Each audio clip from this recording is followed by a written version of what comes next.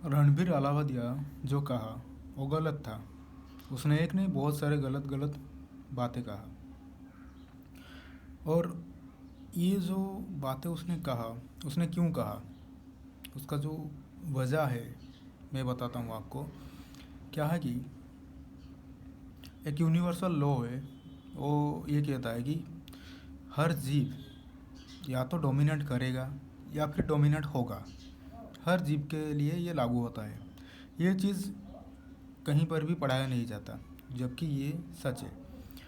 आप या फिर आपके दोस्त दो जन अगर साथ में हो, हर एक चीज़ में, हर एक वार्तालाप में आप देखना कि वहाँ पर एक डोमिनेट कर रहा होगा, एक डोमिनेट हो रहा होगा। समझ रहे ना? ऐसा ज़रूरी नहीं है कि एक हमेशा डोमिनेट करेगा दूसरा डोमिनेट होता रहेगा, ऐसा नहीं है कि हर एक चीज़ में कोई डोमिनेट कर रहा होगा, कोई डोमिनेट हो रहा होगा। हर एक जगह पर ये बदलता रहता है। ठीक है ना? मतलब मान लीजिए कि आप और मैं, कभी मैं कुछ बातों पे डोमिनेट कर रहा हूँ या फिर थोड़ी देर बाद आप मेरे को डोमिनेट कर रहे हो। तो ऐसे होता रहता है। ये यूनिवर्सल लॉ है, हर जीव के लिए ये लागू होता है। और इंसान का जो दिमाग है, ये दिमाग हर चीज़ को स्टोर करके रखता है। हर अच्छा बुरा हर चीज़ को स्टोर करके रखता है, जैसे मेमोरी होता है, इंसान के दिमाग में भी मेमोरी है। रणबीर अलावदिया ये चीज़ को बहुत पहले देखा था। जो चीज़ उसने बताया, जो गलत बातें बताया, तो वो चीज़ उसके दिमाग में था। और भी क्या है कि यहाँ पर जो जितने भी जजेस बैठे थे, समय, रणवीर, दूसरे दूसरे कुटुर कुटुर जो बैठे थे, उन लोगों में एक कंपटीशन चल रहा था कि कौन बेस्ट है। समझ रहे हैं ना? मैंने जो कहा वो यूनिवर्सल लॉ है, वो हर जीव के ऊपर लागू होता है, उसको कोई नहीं झुठला सकता। तो वहाँ पर एक कंपटीशन चल रहा था हर एक जजेस के बीच में कि कौन बेहतर है, क्योंकि सबका प्लेटफॉर्म अलग था, अलग अलग काम कर रहे थे और आए थे एक जगह पर थे। और उन लोगों को दिखाना था कि कौन बेहतर है। किसे दिखाएंगे? कौन कितना बेहतर कॉमेडी कर सकता है। कॉमेडी के नाम पर वो तो फुहड़बाजी कर रहे थे, लेकिन वही फुहड़बाजी कौन कितना बेहतर कर सकता है, उनके हिसाब से वो अच्छा था, क्योंकि कोई कंप्लेन नहीं था, कुछ नहीं था, सब खुश हो रहे थे, सब ताली मार रहे थे, सब वाह दे रहे थे। तो इसीलिए क्या हुआ कि आगे बढ़ते बढ़ते बढ़ते बढ़ते हर कोई देखना, हर किसी को अगर आप देखोगे तो वहाँ पर एक के ऊपर एक कॉमेडी चलता रहता था। मान लो कि समय कुछ बोल दिया, दूसरा वाला अगर कुछ बोल रहा है तो उससे भी बड़ा बनाकर वो कॉमेडी बनाता था। और कोई तीसरा बोल रहा है तो उससे भी बड़ा। ये किस लिए हो रहा है? ये वही यूनिवर्सल लॉ के लिए हो रहा है कि डोमिनेट कर रहा है।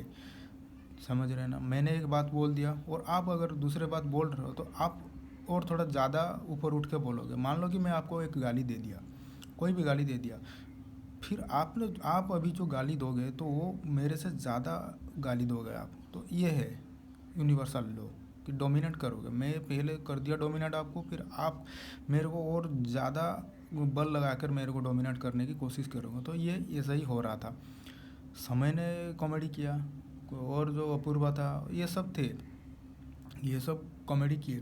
क्या है कि इन लोगों को पीछे छोड़ के आगे निकलने के लिए रणवीर ये जो चीज़ मुंह से निकाला, ये उसके दिमाग में था, पहले ही पड़ा हुआ था, बिल्कुल उसने कॉपी पेस्ट किया है।